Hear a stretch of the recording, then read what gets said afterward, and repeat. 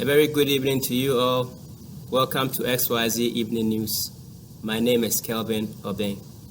In this edition, human rights activist Ales Bialysky from Belarus became the latest recipient of the Nobel Prize Award for his outstanding human rights work in the ongoing war in Ukraine. The Nobel Prize Award is a scheme that recognizes individuals making remarkable contributions in the world. You can call its recipients world changers. In related news, today's Spotlight segment is on an individual who qualifies in his own right to be called a world changer. Today's Spotlight section is on Paul of Tarsus, or you can call him Saul of Tarsus. Now, very little is known of his childhood, but it is estimated that he was born around the 4th BC. Considered to be one of the most influential early Christian leaders, Paul heralded the gospel of God's love and salvation, most especially to the Gentiles. However, he led an entirely different life prior to becoming an apostle of the gospel.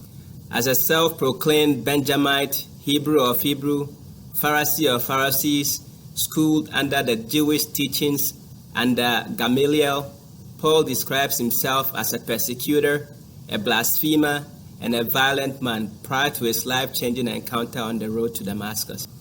Paul or Saul witnessed and approved of the death of Stephen, the first Christian martyr. As a strict and zealous Jew as he was, Paul sought the permission to pursue through investigative journalism to identify and return so-called blasphemers, that is, people who preach the gospel of salvation through Christ, to be brought to book, just as Stephen did. It was on such a mission that Paul encountered Christ on the road to Damascus that blinded him, brought about a renewal of mind, and led to his conversion, which some people call his call, through which he became arguably the greatest evangelist of all time. Paul underwent 3 notable missionary journeys, traveling, preaching the gospel, planting churches, discipling, laying a solid foundation for the church that we have right now. Paul wrote an outstanding 13 books of the New Testament and had several doctrines on who Christ is and his relation to God, the Trinity, law, church planting, church leadership, amongst others. It is estimated that he died around the same time as Peter, possibly by beheading because of his Roman citizenship. Now, Paul in our contemporary world is a Nobel Prize-worthy person because his contribution to the church cannot be overemphasized.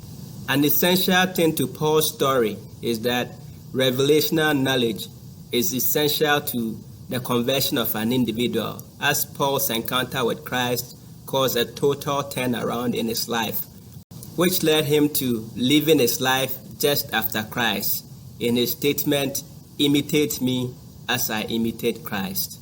We'll go for a quick commercial break, and when we come back, sports news will be next.